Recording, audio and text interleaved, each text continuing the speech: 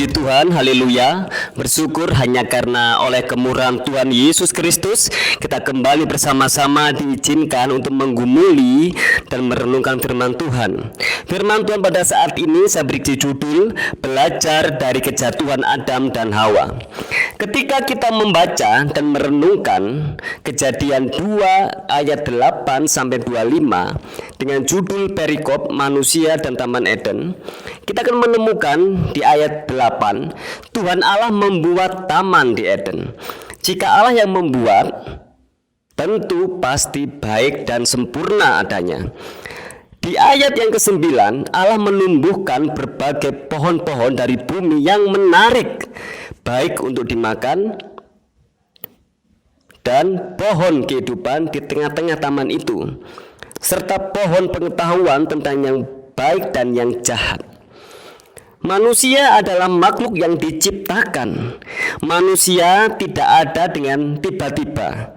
Manusia tidak ada dengan sendirinya, tetapi ada yang menciptakan. Dari sejak awal mula, kita manusia ini sudah ada di dalam ketetapan dan rancangan Allah. Manusia ada di bawah otoritas Allah sejak dari mula kejadiannya.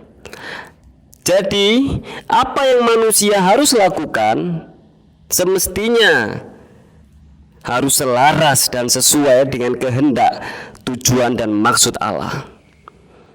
Manusia tidak memiliki otoritasnya sendiri, tetapi apa yang dia lakukan, yang dia inginkan harus sesuai dengan ketetapan Allah.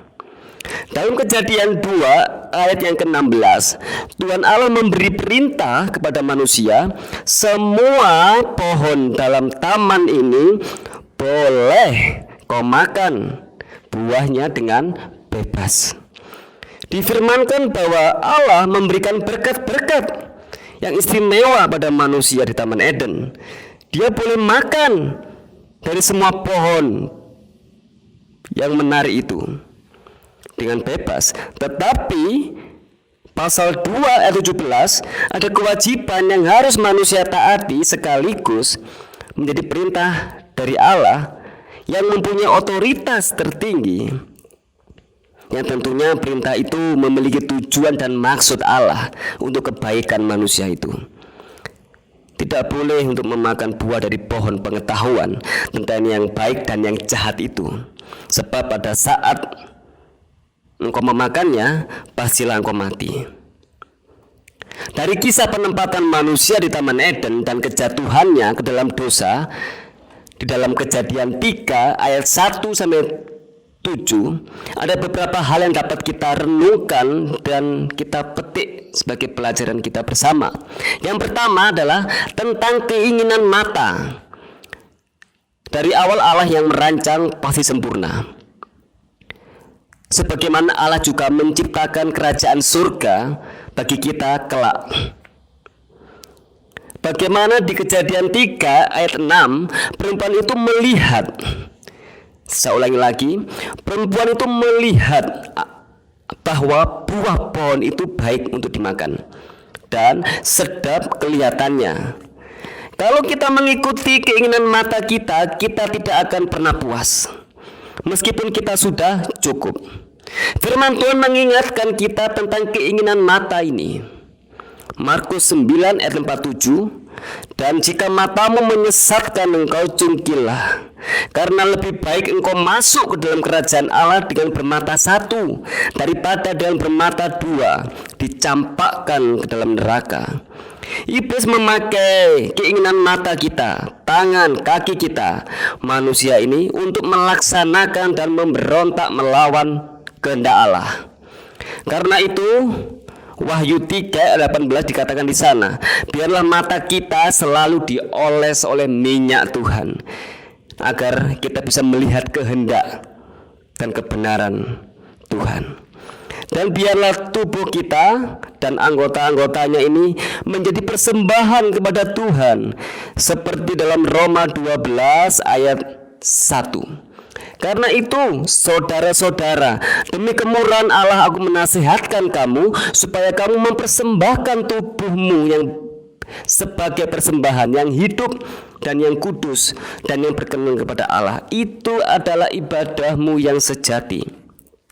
1 Yohanes 2 ayat 16, sebab semua yang ada di dalam dunia, yaitu keinginan daging dan keinginan mata serta keangkuhan hidup, bukanlah berasal dari Bapa, melainkan dari dunia. Karena itu poin yang pertama, mari terus kita berdoa agar mata kita selalu dikuduskan, disucikan, dan melihat terang firman Tuhan.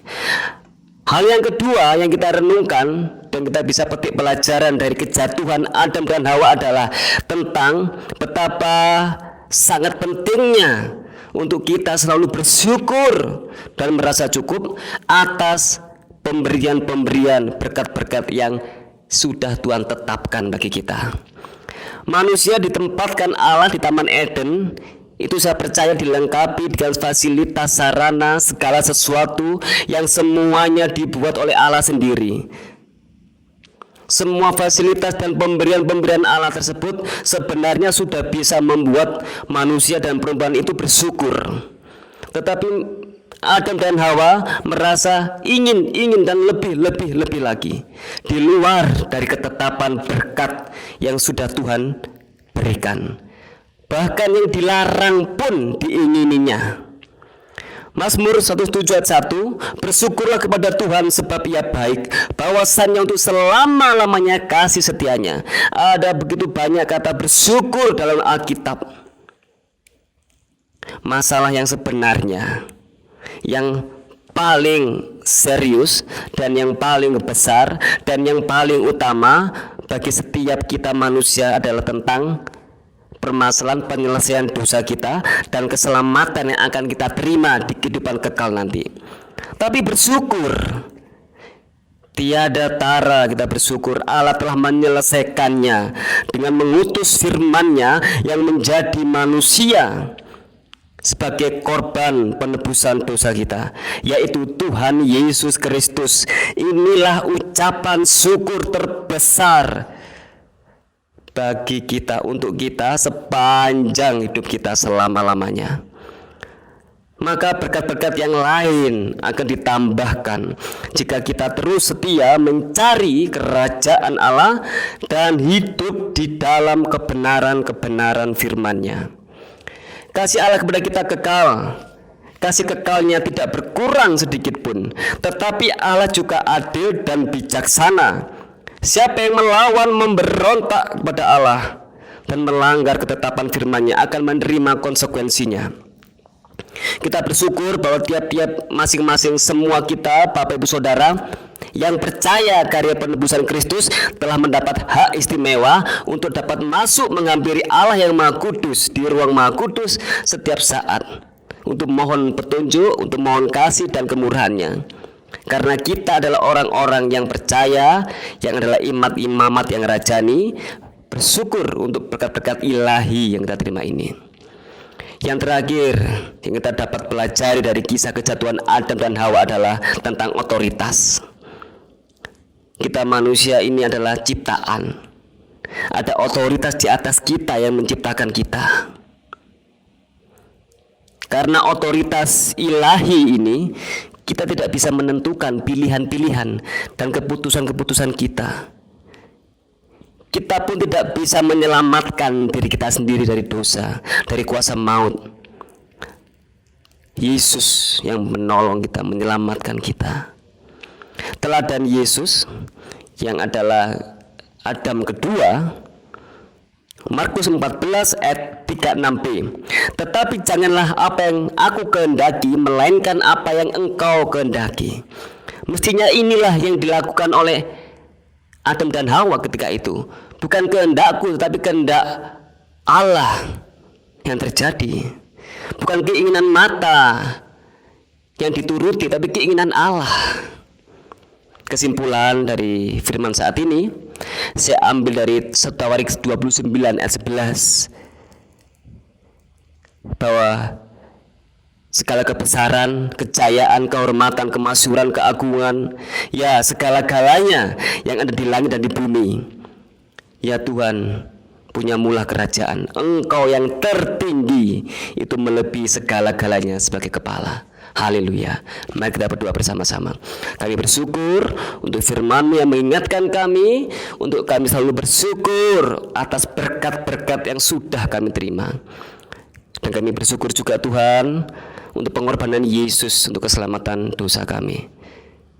Kami juga berdoa juga untuk mata kami. Mari Engkau terus kuduskan, sucikan, agar apa yang kami lihat, kami inginkan, pikirkan, semua itu selaras dengan firman-Mu.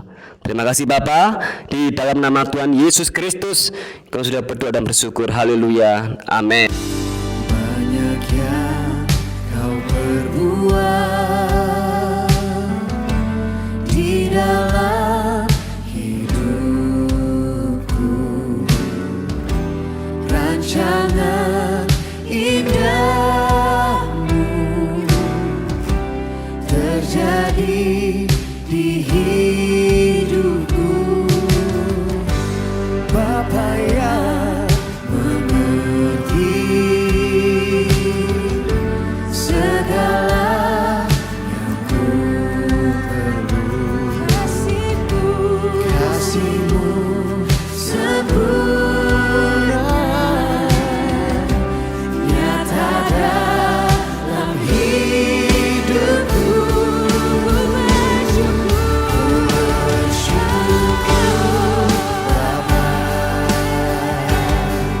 ku bersyukur Tuhan, buat kasih setia-Mu di dalam hidupku. Ku bersyukur,